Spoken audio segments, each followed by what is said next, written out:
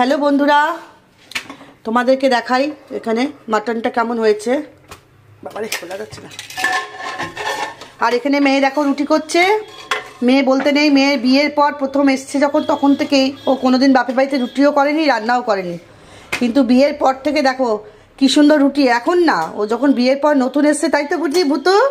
হ্যাঁ, ও রুটি বেলেছে, এত সুন্দর সুন্দর রুটি বেলে রুটি করা রান্না করা। আমি তো ভাবতাম ও রান্না বান্না বাড়িতে করতো, তারপরে ওর মা বাবা বলে করেনি। ওর বাবা তো অবাক, বলে বাড়িতে তো কখনো করেনি, এখন কি সুন্দর রুটি তরকারি রান্না বান্না কী করে করছে। যাই হোক, আমার মেয়ের আগ্রহ ইচ্ছা আছে, সব পারে করতে।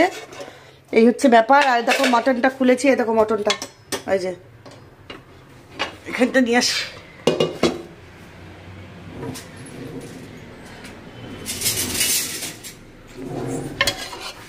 এই যে মটনটা ধনে পাতা দিয়ে সিটি পিটি মেরে দারুণ গন্ধ বেরিয়েছে।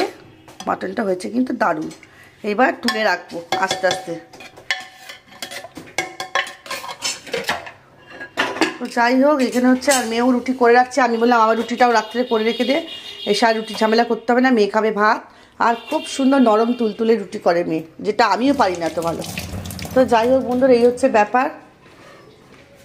তবে ছেলে যে বেরিয়েছে এখনও আসলো না, আমি চিন্তা করছি। আমার তো হাত পা ঠান্ডা হয়ে যাচ্ছে।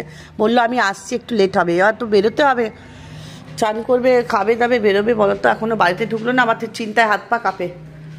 রাস্তাঘাটে সন্তান থাকলে চিন্তা হবে না বলো তো বন্ধুরা। ঠাকুর ঘরটা এই দেখো, আমার ঠাকুরের খাটটা দেখো কি সুন্দর। খাট, বালিশ, দুটো পায়ের বালিশ, বিছানা আর মশারি, এই খাটটা। ঠিক আছে, দেখি আমার ফোন করছে বোধহয় ছেলে। আমি এক্ষুনি ফোন করছিলাম যে কখন ঘরে ঢুকবি। চলো বন্ধুরা।